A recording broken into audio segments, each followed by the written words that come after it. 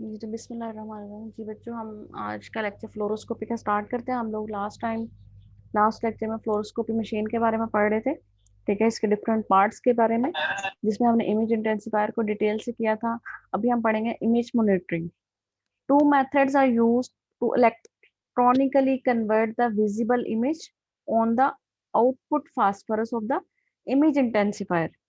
अब वहां पे इमेज इंटेंसिफायर पे क्या होता है कि वो इलेक्ट्रिकल जो सिग्नल है उसमें क्या है, शिफ्ट हो जाती है, कन्वर्ट हो जाती है, ठीक है। तो अब हम ये कहते हैं कि ये क्या है कि हमने दो मेथड इसके लिए यूज करते हैं मोस्टली, जिसमें हमारे पास थर्मियोनिक एमिशन आ जाता है, ठीक है।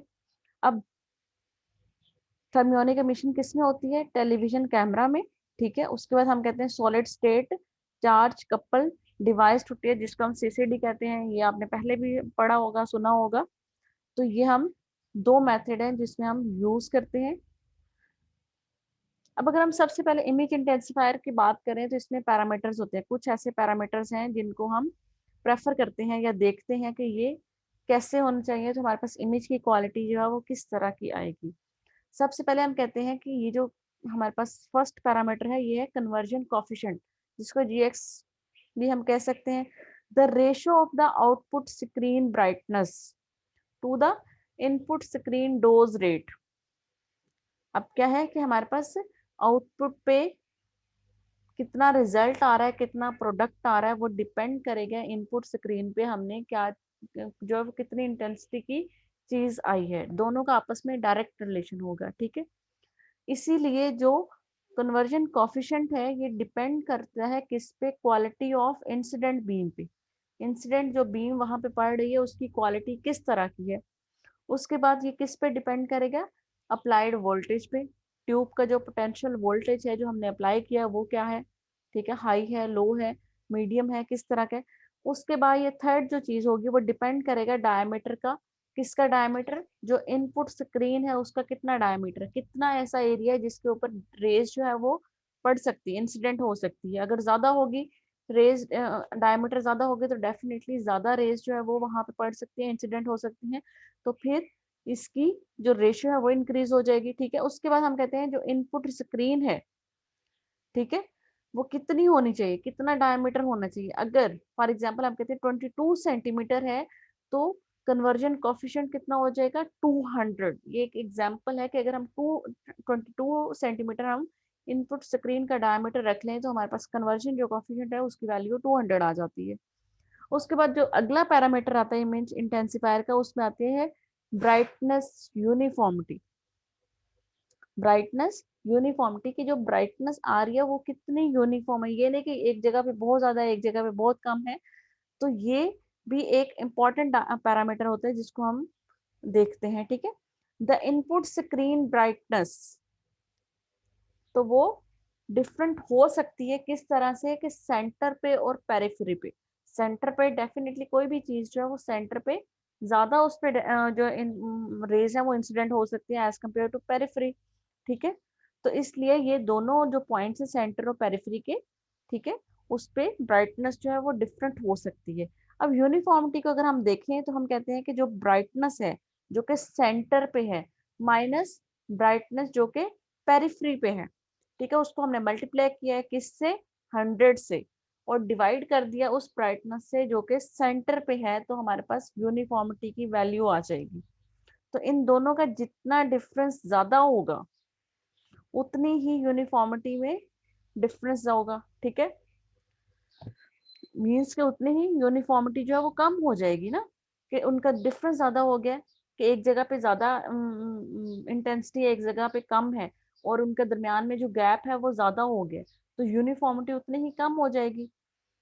उसके बाद हम कहते हैं कि अगर ज्योमेट्रिकल डिस्टॉर्शन की हम बात करें, ऑल एक्सरेज या ऑल एक्सरे जो इमेज इंटेंसिफायर है, ठीक है, उनकी किस तरह की डिस्टॉर्शन है। ज्योमेट्रिकली अगर हम डिस्टॉर्शन की बात करें, जो एक्सरेज उस पे इमेज इंटेंसिफायर पे आ रही है, ठीक है, उसकी कितनी डिस्टॉर्शन होती है या डिग्री ऑफ डिस्टॉर्शन कितनी है, तो वो किसकी वजह से होता है? This is usually caused bye either magnetic contamination, ठीक है, किसकी?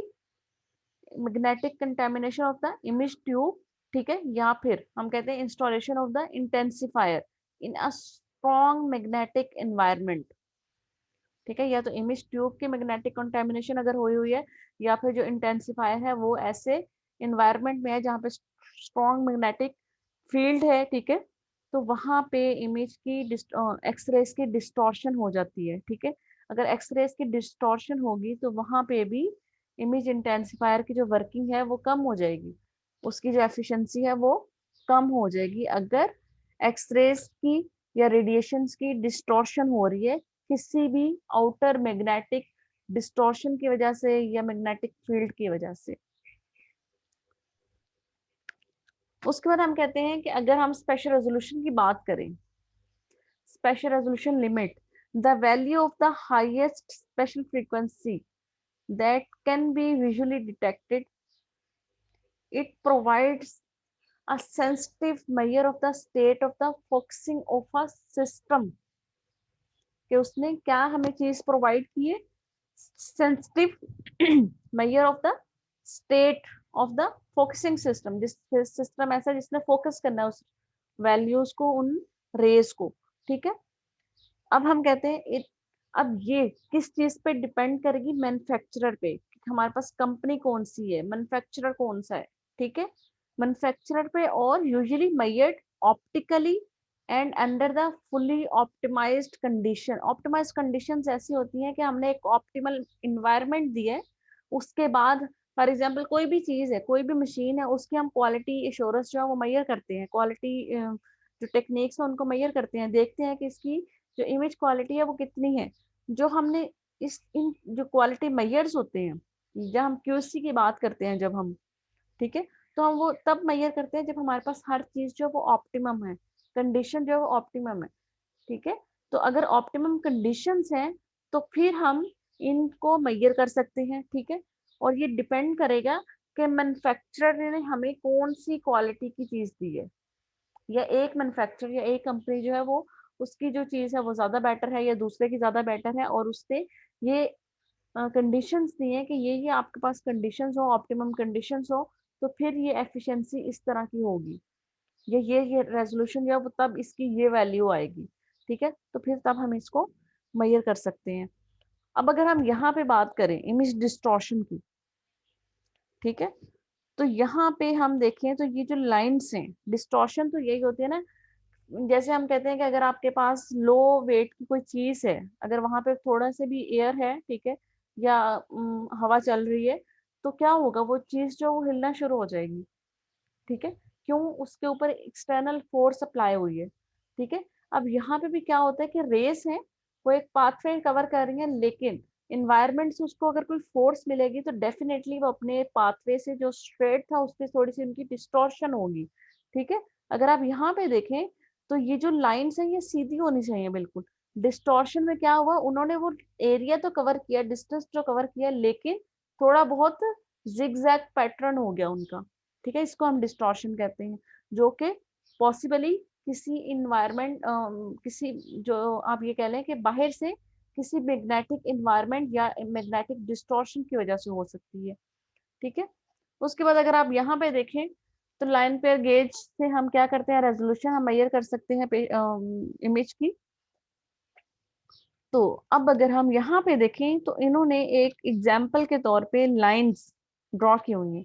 यहाँ पे ये लाइंस देखें और ये वाली लाइंस देखें, तो इट्स मीन ये है सारी तीन ही लाइंस, लेकिन ये कितनी हम इजीली देख सकते हैं। उसके बाद हम ये वाली लाइंस, उसके बाद ये वाली लाइंस, ये हमें सारी तीन लाइंस नजर आ रही है, उनके दरमियान में जो गैप है वो भी हमें नजर आ रहा है। इवन हम यहाँ तक अगर हम नीचे भी जाएं तो हमें ये लाइंस जो है वो नजर आ रही है। उसके बाद ये वाली लाइंस हैं, इनको भी हम आपस में डिस्क्रिमिनेट कर सकते हैं, ये वाली लाइंस है इनको भी हम देख सकते हैं, लेकिन यहाँ पे थोड़ी सी फिर आगे डिफिकल्टी, मीन्स के हमें तीनों लाइंस इकट्ठी नजर आ रही है ऑलमोस्ट। उसके बाद फिर भी लेकिन हमें थोड़ा सा गैप नजर आ रहा है। ठीक है, अब ये वाली लाइंस अगर हम देखें तो हमें तीन लाइंस तो नजर आ रही है, लेकिन बीच में हमें गैप को जो डिस्क्रिमिनेट करना वो हमें मुश्किल हो रहा है। उसके बाद अगर नेक्स्ट पे हम चले जाएं, ठीक है, तो ये जो है वो हमें एक ही लाइन लग रही है। ठीक है, उसकी निस्बत अगर हम इसको देखें तो ये तो बिल्कुल ही हमें ऐसे लग रहा है कि सिंपल एक लाइन है।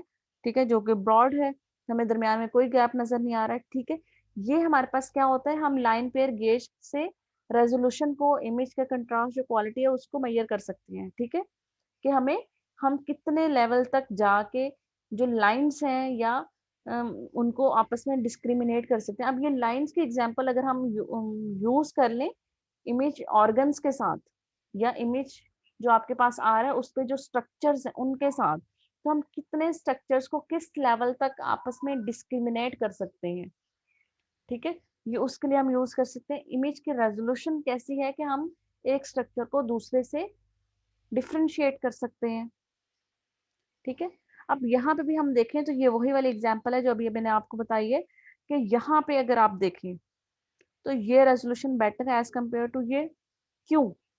क्योंकि यहाँ पे अगर हम 3 लाइंस देखें और इन 3 लाइंस को देखें तो हम डेफिनेटली इसको इजीली डिस्क्रिमिनेट कर सकते हैं, डिफरेंशिएट कर सकते हैं 3 लाइंस को एज कम्पेयर टू दिस, ठीक है। ये ऊपर वाली जो लाइंस हैं वो तो प्रोमिनेंट हैं, लेकिन यहाँ तक जब हम पहुंचते हैं उसके बाद डिस्क्रिमिनेशन जो है वो, रेजोल्यूशन जो है वो पुअर हो गई है, बिल्कुल ही पुअर। लेकिन अगर आप इस इमेज में देखें तो हम यहाँ तक इवन 3 लाइंस को देख सकते हैं, लेकिन इधर अगर हम देखें तो सिर्फ यहाँ तक हमें 3 लाइंस नजर आ रही हैं, फिर भी इसके बाद तो ये हमें एक लाइन लग रही है, तो इट्स मीन कि ये रेजोल्यूशन पुअर है। हम इसमें अगर रेजोल्यूशन पुअर होगी तो इतने जो छोटे स्ट्रक्चर्स हैं उनको आपस में डिफ्रेंशिएट नहीं कर सकते as compare to this one, ठीक है। तो इसलिए रेजोल्यूशन को मेजर करने के लिए हम लाइन पेयर गेज यूज करते हैं।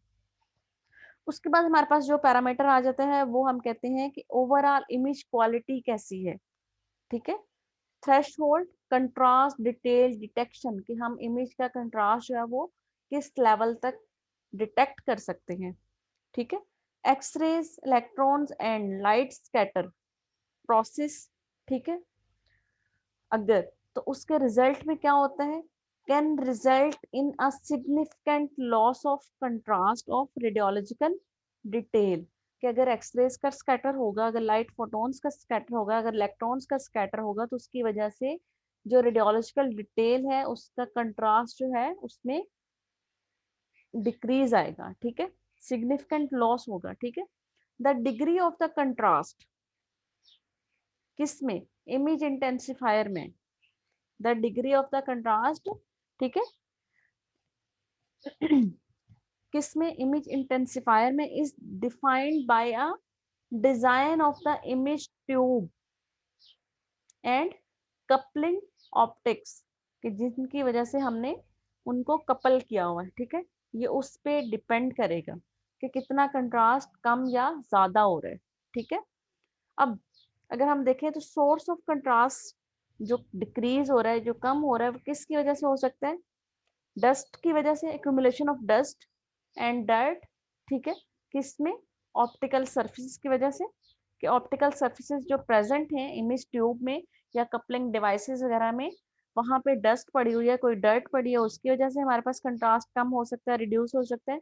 उसके बाद हम कहते हैं कि अगर इमेज इंटेंसिफायर जो हम यूज कर रहे हैं उसमें वैक्यूम की क्वालिटी जो है वो रिड्यूस हो जाए, इतना अच्छा वैक्यूम वहां पे क्रिएट ना हो, वहां पे इंटरनल जो है वो सोर्स या मीडियम जो है वो एंटर हो जाए, फॉर एग्जांपल एयर एंटर हो जाए, तो उसकी वजह से भी कंट्रास्ट कम हो सकता है, ठीक है। अगर एक चीज है आपके पास, एक ट्यूब जो है वो आपने आज से 20 साल पहले खरीदी थी, एक आपने 10 साल पहले खरीदी है, तो डेफिनेटली एज के साथ जो आपके पास मशीनरी होती है उसकी वर्किंग जो है वो कम हो जाती है, ठीक है। तो हम कहते हैं एजिंग प्रोसेस, डिस्ट्रक्शन हो जाते स्टार्ट हो जाती है किसमें, फास्फोरस स्क्रीन पे, उसकी वजह से इमेज कंट्रास्ट जो है वो रिड्यूस हो सकता है, ठीक है। उसके बाद जो नॉइस क्रिएट हो रहा है वो किसकी वजह से हो सकता है, एक्सरे क्वांटम मॉडल की वजह से, या फिर फोटो कन्वर्जन प्रोसेस, ठीक है, या फिर फिल्म में ग्रैन्यूल्स आ जाए या ग्रैनुलैरिटी आ जाए, ठीक है, या फिर जो फिल्म प्रोसेसिंग है उसमें कोई आपने ऐसा कोई काम कर दिया जिसकी वजह से उसमें नॉइस क्रिएट हो गया, ठीक है। तो इसकी वजह से फिर हमारी इमेज जो है वो क्वालिटी जो है वो रिड्यूस हो सकती है। तो ओवरऑल इमेज क्वालिटी जो है वो इन चीजों पे बेस करती है।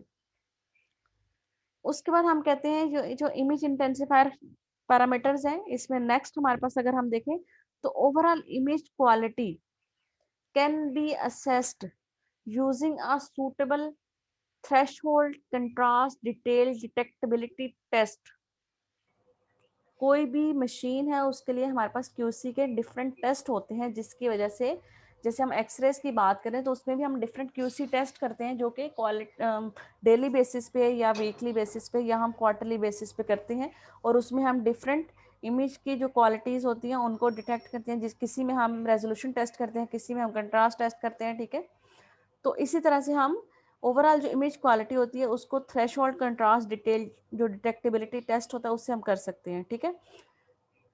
Detectability test object which comprise an array of disc shaped metal details, ठीक है, and gives a range of diameter and x-ray transmission, कि हमने यहाँ पे एक मेटल की आप ये कह लें कि ऑब्जेक्ट यूज किया है जो कि डिस्क शेप्ड होती है, ठीक है, और उसके डायमीटर से, ठीक है, एक स्पेसिफाइड रेंज में उसका हमने डायमीटर लिया है, ठीक है, और साथ में फिर हमने एक्सरे जो ट्रांसमिशन है वो भी एक स्पेसिफाइड अमाउंट की हम उसको दे रहे हैं। उसके बाद फिर हम वहां पे देखेंगे कि कंट्रास्ट क्या आ रहा है, कितनी रेस जो है वो, कितनी एनर्जी की जो रेस है वो उसने डिटेक्ट की है, कितनी उसमें से पास आउट हो रही है, कितनी उसकी स्कैटर्ड हो रही है, और एट द एंड हमारे पास क्या रिजल्ट आता है।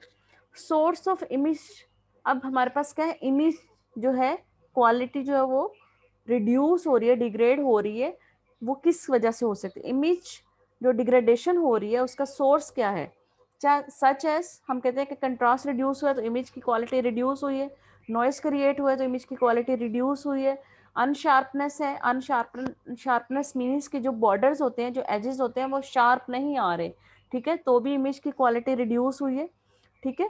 तो इन चीज़ों की वजह से जो विजिबिलिटी डिटेल है वो रिड्यूस हो जाती है।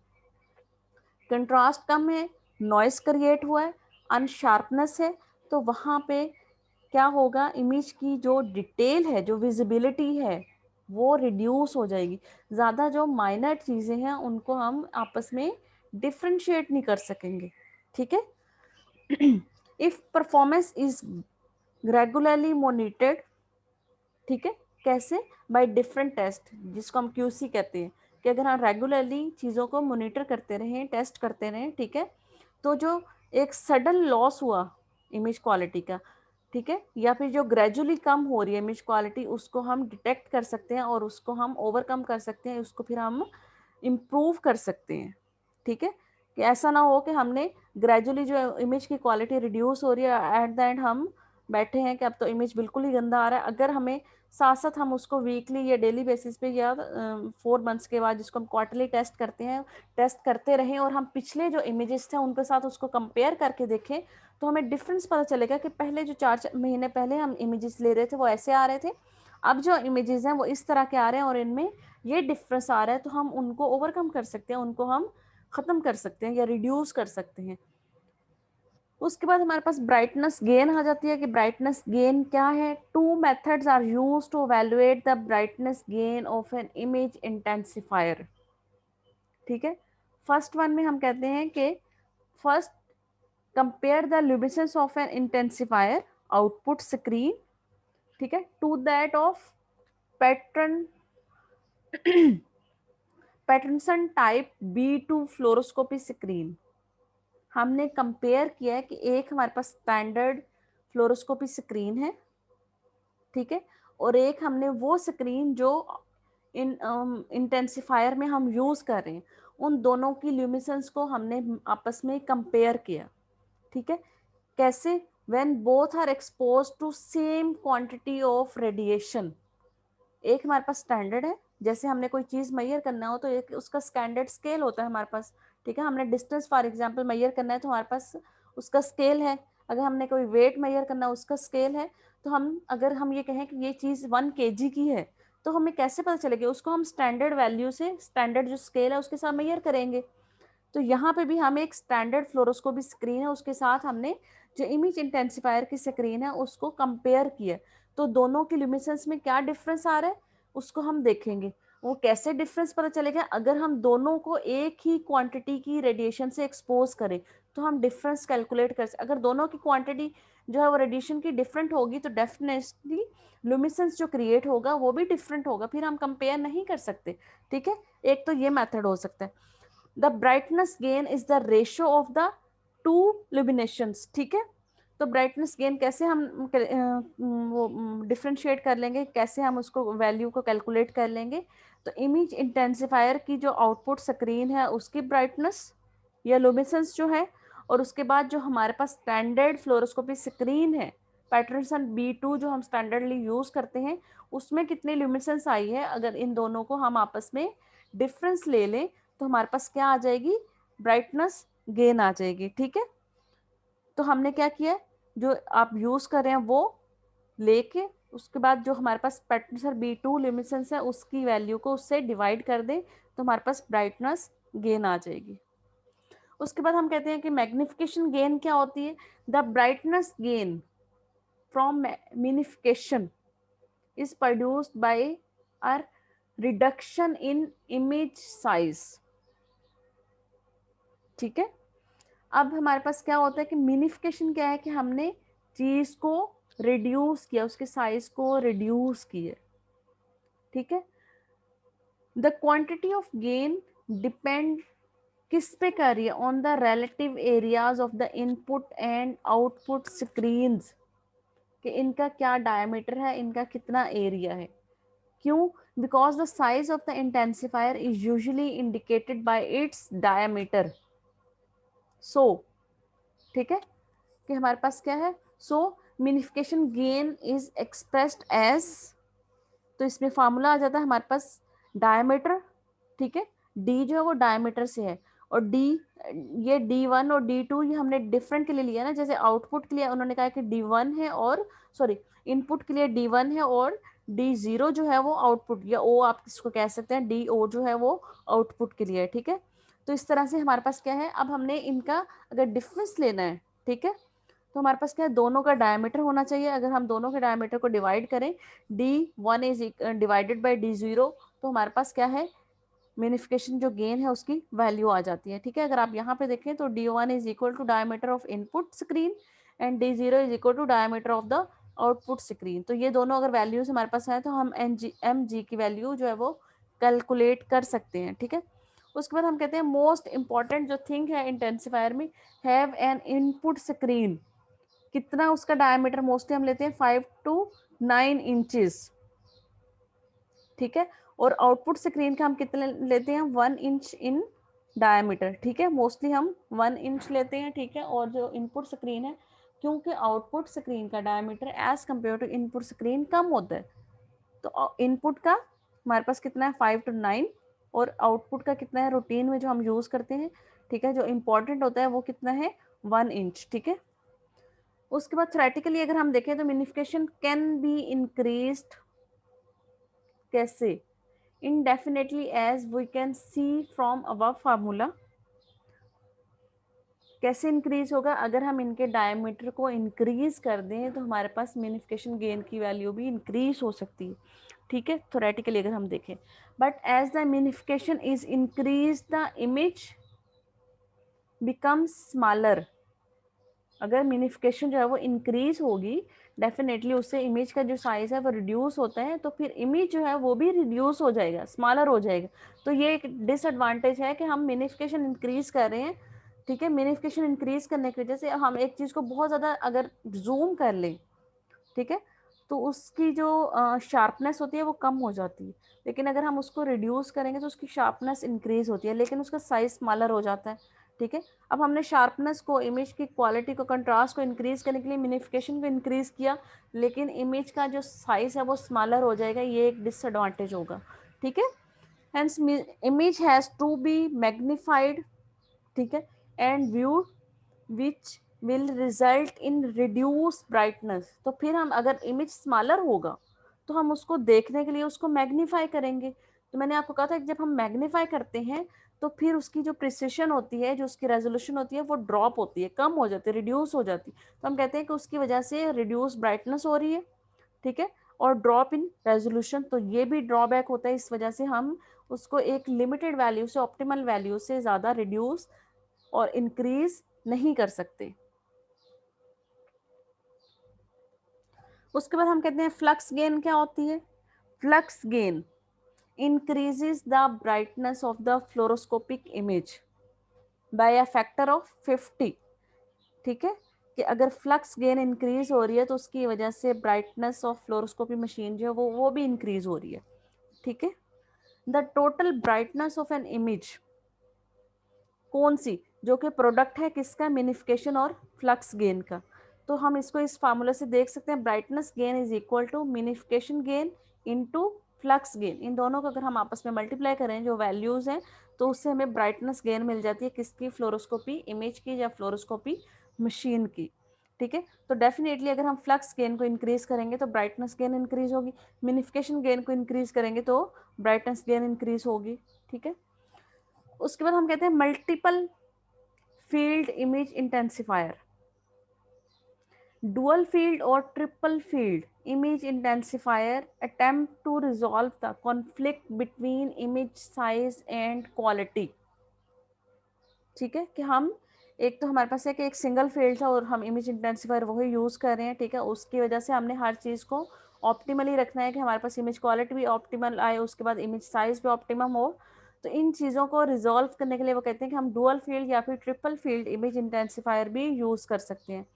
They can be operated in several modes, कैसे, उसमें इंक्लूड हो सकता है कौन सा, 4.5 इंचेस भी हो सकता है या फिर 6 इंचेस हम यूज़ कर सकते हैं या फिर 9 इंचेस मोड के, हम डिफरेंट इंचेस के मोड जो हम उसमें यूज़ कर सकते हैं। हम एक ही टाइम पे एक ही मशीन में हम 4.5 वाला भी यूज़ कर सकते हैं और 9 इंचेस वाला भी यूज़ कर सकते हैं। The 9 inches mode is use to view large anatomical areas. ठीक है, और जब हमने स्मॉल एरियाज को देखना हो तो फिर हम वहाँ पे 9 को ना यूज़ करें, 4.5 या 6 वाला यूज़ कर लें। ठीक है, क्योंकि उसकी वजह से हमारे पास क्या होगा, एक बेटर क्वालिटी का इमेज आएगा। ठीक है, हमने छोटे जो स्ट्रक्चर्स हैं, एनाटॉमिकल एरियाज हैं, उनके लिए हमने छोटा फील्ड यूज़ कर लिया, जो बड़े स्ट्रक्चर्स हैं उनके लिए हमने बड़ा यूज़ कर लिया, ताकि हमें जो बड़े स्ट्रक्चर्स हैं उनको मिनीफाई ना करना पड़े और जो छोटे स्ट्रक्चर्स हैं उनको मैग्नीफाई ना करना पड़े। ठीक है, field size is change by a simple electronic principle. कैसे, the higher the voltage on the electrostatic focusing lenses, जो कि हम इमेज इंटेंसिफायर में यूज करते हैं, and the more the electron beam is focused. अगर हम वोल्टेज जो है इलेक्ट्रोस्टैटिक जो फोकसिंग लेंसेज हैं उन पे ज़्यादा लगा दें, हाई वोल्टेज अप्लाई कर दें, तो वो उतना ही ज़्यादा बीम को फोकस करेंगे। जब वो उतना ज़्यादा फोकस करेंगे तो हम फील्ड साइज छोटा यूज़ कर सकते हैं उस बीम के लिए, पहली बात। ठीक है, तो इस वजह से हम इस तरह से हाई वोल्टेज अप्लाई करके भी फील्ड साइज को चेंज कर सकते हैं। अब अगर आप यहाँ पे देखें तो हमारे पास दो डायग्राम है। ठीक है, एक अगर आप यहाँ पे देखें तो बड़ा फील्ड आपके पास है जो कि 9 इंचेस है। यहाँ पे अगर हम देखें तो ये छोटा फील्ड है जो कि 6 इंचेस है। ठीक है, इसको हमने 9th मोड किया और ये हमारे पास 6th मोड है। अब अगर हम फोकल पॉइंट की बात करें तो दोनों का फोकल पॉइंट जो है वो यहाँ पे। ठीक है, अब ये अगर आप फोकल पॉइंट देखें तो ये किस जगह पे है, ठीक है, ये ऑलमोस्ट तकरीबन यहाँ पे बनता है, और ये अगर आप फोकल पॉइंट देखें तो ये यहाँ पे बनता है। ठीक है, क्योंकि ये एरिया कम था, वो जल्दी फोकस हो जाता है किसी एक फोकल पॉइंट पे। ये एरिया ज़्यादा था, उसको फोकस करने के लिए हमें ज़्यादा डिस्टेंस जो है वो ट्रैवल करना पड़ता है। ठीक है, तो इसी वजह से ये आगे भी फोकस्ड होगी। ये जो एरिया था ये सारा जो है वो यहाँ से ख़त्म हो गया। ये जो उन्होंने चेंज किया हुआ है कलर आप यहाँ पे देखें तो ये हम यूज़ नहीं कर रहे क्योंकि हमने इस फील्ड को फोकस कर दिए। ठीक है, तो इस तरह से हम डिफरेंट फील्ड भी इमेज इंटेंसिफायर में यूज़ कर सकते हैं। This figure shows this the principle apply to a dual field image intensifier, कि हम एक ही में दो फील्ड इमेज इंटेंसिफायर यूज़ कर सकते हैं। In the 9 inches mode the electrostatic focusing voltage is decreased. ठीक है, जब वो डिक्रीज्ड होंगी तो वो क्या होंगी, कम फोकस करेंगी। ठीक है, the electron focus to a point और cross and close to the output phosphorus. अगर आप देखें तो ये फोकस पॉइंट जो है वो बिल्कुल आउटपुट फास्फोरस के पास चला जाता है as compare to this point. ठीक है, तो इसलिए यहाँ पे जो इलेक्ट्रोफोकसिंग जो डिवाइसेस हैं उनकी वोल्टेज कम थी, उन्होंने इसको स्लोली फोकस किया, तो इसलिए इन्होंने ज़्यादा एरिया या डिस्टेंस जो है वो कवर कर लिया as compare to this one. ठीक है, और close to the output phosphorus and the final image is actually smaller than the phosphorus. ठीक है, तो इस वजह से जो स्मॉलर इमेज बनता है वो एक्चुअली जो है वो स्मॉलर है, क्योंकि ये बिल्कुल उसके पास फोकस हुआ हुआ है। यहाँ पे बड़ा था लेकिन उसको हमने स्मॉल किया as compare to this one. ठीक है, in 6 inches more the electrostatic focusing voltage is increased. अब हमने इसको क्या किया, इंक्रीज कर दी है। ये जो इलेक्ट्रोस्टैटिक यहाँ पे डिवाइसेस है उनकी वोल्टेज जो है वो इंक्रीज होगी। जब उनकी वोल्टेज इंक्रीज हुई उन्होंने शार्पली जो बीम है उसको फोकस कर दिए। ठीक है, एंड द इलेक्ट्रॉन फोकस, ठीक है, अवे फ्रॉम द आउटपुट। तो ये वाला अगर आप डिस्टेंस देखें तो इस डिस्टेंस के निस्बत ये ज्यादा है, तो उसने उससे अवे फोकस किया है। ठीक है, away from the output phosphorus after the electron cross the diverge. ठीक है, जो डाइवर्ज हमारा ये डिस्टेंस बनता है, so that the image on the output phosphorus is larger than the ninth.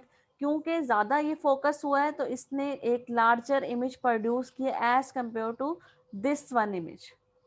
ठीक है, तो ये हम इस तरह से भी यूज कर सकते हैं कि हमने एक तो 6 इंचेस वाला मोड यूज किया, उसके बाद हमने यहाँ पे इलेक्ट्रोस्टैटिक जो फोकसिंग लेंसेज हैं उनकी जो आप ये कह रहे हैं कि वोल्टेज है उसको इंक्रीज कर दिया, तो हमने इमेज को जल्दी फोकस किया। फोकस करने के बाद हम एक जूम इमेज ले सकते हैं। अब अगर आप यहाँ पे देखें तो ये हमारे पास है camera attach to the output phosphorus. ठीक है, ये हमारे पास इमेज इनपुट विंडो आ जाती है, उसके बाद इनपुट फास्फोरस है, फिर फोटो कैथोड है, ये इमेज इंटेंसिफायर था, ये एक्सरेज आती हैं। ठीक है, यहाँ पे हमारे पास ये इलेक्ट्रॉन ऑप्टिक्स है जिनको हम फोकसिंग लेंसेज कहते हैं। ठीक है, इनको हमने हाई वोल्टेज पावर सप्लाई दी हुई है।